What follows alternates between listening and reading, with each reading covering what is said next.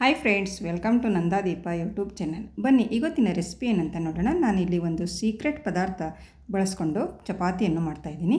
ಇದು ಸಂಜೆವರೆಗೆ ಇಟ್ಟರು ತುಂಬಾ ಸಾಫ್ಟಾಗಿರುತ್ತೆ. ಯಾವ ರೀತಿ ಮಾಡೋದು ಅಂತ ನೋಡೋಣ ಬನ್ನಿ ಫ್ರೆಂಡ್ಸ್. ಇಲ್ಲಿ ನಾನು ಮೊದಲಿಗೆ ಒಂದು ಪಾತ್ರೆಯಲ್ಲಿ ಹಿಟ್ಟನ್ನು ಹಾಕ್ಕೊಂಡಿದ್ದೀನಿ. ಇದು ಗೋಧಿ ಹಿಟ್ಟು.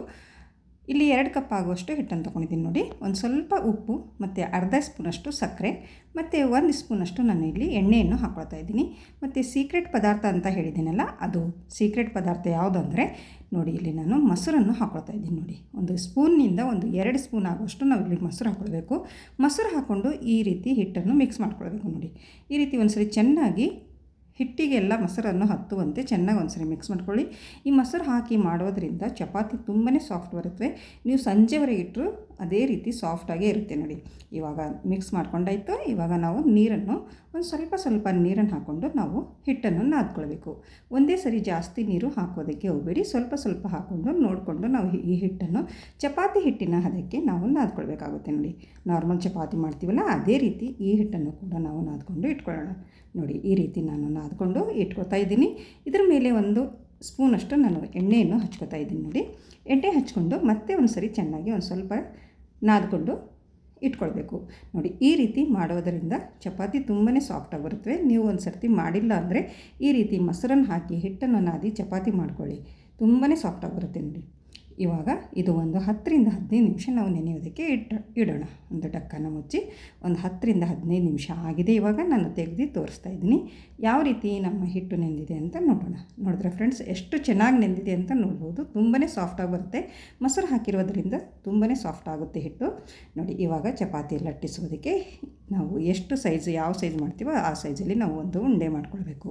ಈ ರೀತಿ ಉಂಡೆ ಮಾಡಿಕೊಂಡು ಇವಾಗ ಲಟ್ಟಿಸೋಣ ಚಪಾತಿ ನೋಡಿ. ಇಲ್ಲಿ ನಾನು ಹೋಳಿಗೆ ಸೀಟ್ ಇರುತ್ತಲ್ವ, ಅದರ ಮೇಲೆ ನಾನು ಇಲ್ಲಿ ಚಪಾತಿಯನ್ನು ಲಟ್ಟಿಸ್ಕೊತಾ ಇದ್ದೀನಿ. ಒಂದು ಸ್ವಲ್ಪ ಲಟ್ಟಿಸಿದ ಮೇಲೆ ಈ ರೀತಿ ಎಣ್ಣೆಯನ್ನು ಹಚ್ಕೊಳ್ಬೇಕು. ಮತ್ತು ಒಂದು ಸ್ವಲ್ಪ ಪುಡಿ ಹಿಟ್ಟನ್ನು ಉದುರಿಸ್ಕೊಂಡು ಈ ರೀತಿ ಫೋಲ್ಡ್ ಮಾಡಿ ಮತ್ತು ಈ ಸೈಡಲ್ಲೂ ಕೂಡ ಎಣ್ಣೆ ಹಚ್ಕೊಳ್ಬೇಕು. ಮತ್ತು ಇದ್ರ ಮೇಲೂ ಕೂಡ ಪುಡಿ ಹಿಟ್ಟನ್ನು ಉದುರಿಸಿ ಮತ್ತು ಈ ರೀತಿ ಫೋಲ್ಡ್ ಮಾಡಿ ಮತ್ತು ಹಿಟ್ಟಿನಲ್ಲಿ ಎದ್ದುಕೊಂಡು ನಾವು ಇವಾಗ ಇದನ್ನು ಚಪಾತಿಯನ್ನು ಲಟ್ಟಿಸೋಣ. ನಿಮಗೆ ಯಾವ ಸೈಜ್ ಬೇಕೋ ಆ ಸೈಜಲ್ಲಿ ನಾವು ಚಪಾತಿ ಲಟ್ಟಿಸ್ಕೊಳ್ಳೋದು. ನಿಮಗೆ ರೌಂಡ್ ಆಕಾರದಲ್ಲಿ ಬೇಕು ಅಂದರೆ ಇಲ್ಲ ರೌಂಡ್ ಆಕಾರ, ಇಲ್ಲಾಂದರೆ ತ್ರಿಕೋನದಲ್ಲಿ ಬೇಕು ಅಂದರೆ ತ್ರಿಕೋನದಲ್ಲಿ, ನಿಮಗೆ ಯಾವ ರೀತಿ ಬೇಕೋ ಆ ರೀತಿ ನೀವು ಚಪಾತಿಯನ್ನು ಲಟ್ಟಿಸ್ಕೊಂಡು ಇಟ್ಕೊಳ್ಬೋದು ನೋಡಿ. ನಾನು ಈ ರೀತಿ ಲಟ್ಟಿಸ್ಕೊಂಡಿದ್ದೀನಿ ನೋಡಿ. ಇವಾಗ ಇಷ್ಟರ ಮೇಲೆ ಹಂಚು ಕೂಡ ಚೆನ್ನಾಗಿ ಕಾಯೋದಕ್ಕೆ ಇಟ್ಟಿದ್ದೀನಿ.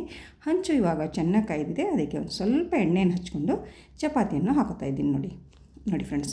ಒಂದು ಸ್ವಲ್ಪ ಈ ರೀತಿ ಗುಳ್ಳೆ ಬಂದ ಮೇಲೆ ನಾವು ಇವಾಗ ಇದಕ್ಕೆ ಒಂದು ಸ್ವಲ್ಪ ಈ ರೀತಿ ತಿರುಸ್ಕೊಂಡು ಎಣ್ಣೆಯನ್ನು ಹಚ್ಕೊಳ್ಳೋಣ. ಈ ಸೈಡಲ್ಲಿ ಎಣ್ಣೆ ಚೆನ್ನಾಗಿ ಹಚ್ಚಿದ ಮೇಲೆ ಮತ್ತೆ ನಾವು ಈ ಸೈಡಲ್ಲಿ ತಿರುವಿ ಹಾಕಬೇಕು. ಈ ಚಪಾತಿ ನೋಡಿದ್ರಲ್ಲ ಫ್ರೆಂಡ್ಸ್, ಎಷ್ಟು ಚೆನ್ನಾಗಿ ಉಬ್ಬಿ ಬರ್ತಾ ಇದೆ ಅಂತ ನೋಡ್ಬೋದು ನೋಡಿ. ತಿರುವಿ ಹಾಕಿ ಮತ್ತು ಈ ಸೈಡಲ್ಲೂ ಕೂಡ ನಾನು ಎಣ್ಣೆಯನ್ನು ಹಚ್ಕೊತಾ ಇದ್ದೀನಿ ನೋಡಿ ಫ್ರೆಂಡ್ಸ್. ತುಂಬಾ ಸಾಫ್ಟಾಗಿ ಬರ್ತವೆ. ಈ ರೀತಿ ನೀವು ಒಂದು ಸರಿ ಚಪಾತಿ ಮಾಡಿ ನೋಡಿ. ಮನೆಯಲ್ಲಿ ವಯಸ್ಸಾದವರು ಇದ್ದರೂ ಕೂಡ ಈ ಚಪಾತಿ ನೀವು ಆರಾಮವಾಗಿ ಅವರಿಗೆ ಕೊಡಬಹುದು ನೋಡಿ. ನೋಡಿದ್ರೆ ಫ್ರೆಂಡ್ಸ್, ಈ ಚಪಾತಿ ಅಂತೂ ರೆಡಿ ಆಯಿತು ನೋಡಿ. ಎಷ್ಟು ಚೆನ್ನಾಗಿ ಬಂದಿದೆ ಅಂತ ನೋಡ್ಬೋದು. ಮತ್ತು 2ನೇ ಚಪಾತಿ ಕೂಡ ಅದೇ ರೀತಿ ಮಾಡಿಕೊಂಡು ನಾನು ಇದು ಕೂಡ ಬೇಯಿಸ್ತಾ ಇದ್ದೀನಿ ನೋಡಿ.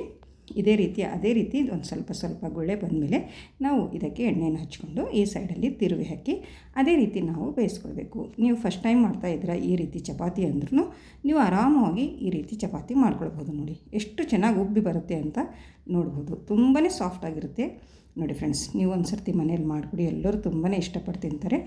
ನೋಡಿದ್ರಲ್ಲ ಫ್ರೆಂಡ್ಸ್, ಎಷ್ಟು ಚೆನ್ನಾಗಿ ಬಂದಿದೆ ಅಂತ. ನಾವು ಮೊಸರು ಹಾಕಿ ಮಾಡಿರುವುದರಿಂದ ಚಪಾತಿ ಅಂತೂ ತುಂಬಾ ಸಾಫ್ಟಾಗಿ ಬರುತ್ತೆ.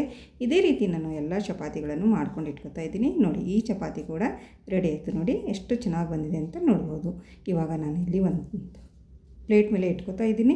ನೋಡಿದ್ರಲ್ಲ ಫ್ರೆಂಡ್ಸ್, ಎಷ್ಟು ಚೆನ್ನಾಗಿ ಬಂದಿದೆ, ಎಷ್ಟೊಂದು ಸಾಫ್ಟಾಗಿ ಬಂದಿದೆ ನೋಡಿ. ಈ ರೀತಿ ಪ್ರತಿಯೊಂದು ಚಪಾತಿ ಕೂಡ ಇದೇ ರೀತಿ ಬಂದಿದೆ. ತುಂಬಾ ಸಾಫ್ಟಾಗಿರುತ್ತವೆ. ನೀವು ಒಂದು ಸರ್ತಿ ಮನೆಯಲ್ಲಿ ಮಾಡಿ ಮಕ್ಕಳಿಗೆ ಮಾಡಿಕೊಡಿ, ತುಂಬಾ ಇಷ್ಟಪಟ್ಟು ತಿಂತಾರೆ. ಲಂಚ್ ಬಾಕ್ಸಿಗಾಗಲಿ ಅಥವಾ ಆಫೀಸ್ಗೆ ಹೋಗೋರಿಗೆ ಟಿಫಿನ್ಗೆ ಆಗಲಿ ತುಂಬಾ ಚೆನ್ನಾಗಿರುವಂಥ ಚಪಾತಿ ಅಂತಲೇ ಹೇಳ್ಬೋದು ನೋಡಿ. ಎಷ್ಟು ನಾನು ಮುಟ್ಟಿಯಲ್ಲಿ ಹಿಡಿದ್ರೂ ಕೂಡ ಎಷ್ಟು ಚೆನ್ನಾಗಿ ಸಾಫ್ಟಾಗಿ ಕಾಣಿಸ್ತಾ ಇದೆ ಅಂತ ನೋಡ್ಬೋದು.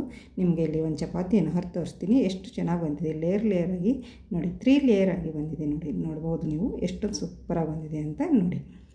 ಐ ಹೋಪ್ ಇವತ್ತಿನ ವಿಡಿಯೋ ಇಷ್ಟ ಆಗಿದೆ ಅಂತ ಅನ್ಕೋತೀನಿ. ಇಷ್ಟ ಆದರೆ ಒಂದು ಲೈಕ್ ಮಾಡಿ ಮತ್ತು ಈ ರೆಸಿಪಿಯನ್ನು ನಿಮ್ಮ ಫ್ಯಾಮಿಲಿ ಆ್ಯಂಡ್ ಫ್ರೆಂಡ್ಸಿಗೆ ಶೇರ್ ಮಾಡಿ ಫ್ರೆಂಡ್ಸ್. ಮತ್ತು ನನ್ನ ಚಾನಲನ್ನು ಯಾರು ಸಬ್ಸ್ಕ್ರೈಬ್ ಮಾಡಿಕೊಂಡಿಲ್ಲ ಅವರು ಸಬ್ಸ್ಕ್ರೈಬ್ ಮಾಡ್ಕೊಳ್ಳಿ. ಮತ್ತು ಸಿಗೋಣ ಮುಂದಿನ ವಿಡಿಯೋದಲ್ಲಿ ಈಜಿ ರೆಸಿಪಿಯೊಂದಿಗೆ, ಹೊಸ ರೆಸಿಪಿಯೊಂದಿಗೆ. ಅಲ್ಲಿವರೆಗೂ ಓಕೆ, ಬಾಯ್ ಫ್ರೆಂಡ್ಸ್.